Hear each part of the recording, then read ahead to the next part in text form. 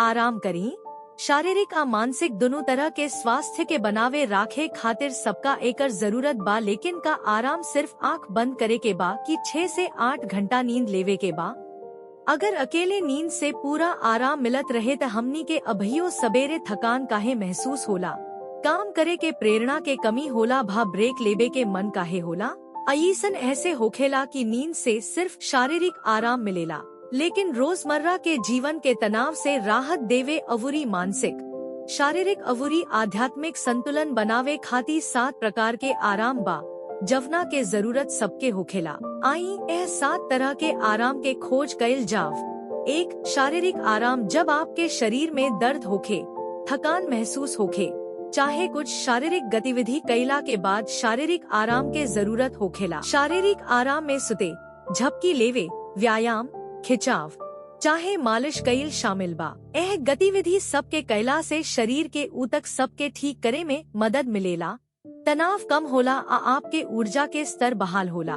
2. मानसिक आराम। मानसिक आराम के जरूरत तब होखेला जब आपके साफ साफ सोचे में परेशानी होखे, रात में आपके दिमाग दौड़त होखे, चाहे आपके चीज के याद करे में परेशानी होखे। मानसिक आराम पावे खातिर काम के दौरान छोट छोट ब्रेक ली, अवुरी ध्यान के अभ्यास करी। ऐसे रौरा दिमाग के ब्रेक मिलेला आ मानसिक स्पष्टता मिलेला। 3. भावनात्मक आराम। जब आप दुखी, गुस्सा, चिढ़ महसूस करेनी, चाहे जब आप अपना भावना के केहू से ना बता पवनी त आपके भावनात्मक आराम के जरूरत होखेला। ऐसना में कवनो भरोसेमंद दोस्त भा प्रियजन से बात करी, आत्म देखभाल के अभ्यास करी। 4. संवेदी आराम। संवेदी आराम के जरूरत तब होखेला जब आप अपना आसपास के रोशनी, आवाज अवुरी सब डिजिटल उपकरण से अभिभूत महसूस करेनी। संवेदी आराम पावे खातिर इलेक्ट्रॉनिक उपकरण से दूर प्राकृतिक सेटिंग में समय बिताई, जवन की आपके दिमाग के शांत करे में मदद करेला, अवुरी आपके आराम के एहसास करावेला। 5. रचनात्मक आराम। रचनात्मक आराम तब जरूरी होला जब रौरा लागत होखे कि रौरा बहुत दिन से एक काम करत बानी, अटकल महसूस होखे, भा कुछ नया शुरू करे के इच्छा के कमी होखे।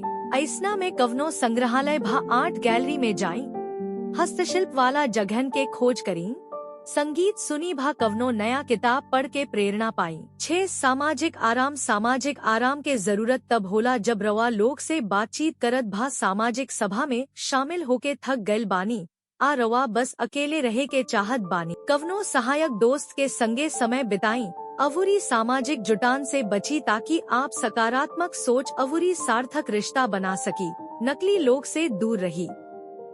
7. आध्यात्मिक आराम। आध्यात्मिक आराम के जरूरत तब होला जब रौरा लागेला कि जीवन में कवनो सार्थक चीज नइखे, भा जब रौरा कवनो मकसद ना मिल पावे। ऐसना में ध्यान के अभ्यास करी, प्रार्थना करी, भा सेवा के काम में लागी। ऐसे रौरा अपना अस्तित्व के मकसद के समझे में मदद मिलेला आ एहसास होला कि रौरा केतना महत्वपूर्ण बानी। त अगर रौरा थकान महसूस करत बानी त जांच करी कि रौरा कवना तरह के आराम के जरूरत बा, काहे कि सेल्फ केयर से राउर पावर वापस मिल सकेला। अगर रौरा सभे के ई वीडियो पसंद आयल त हमनी के चैनल मेडविकी के लाइक, शेयर आ सब्सक्राइब करे के मत भूली।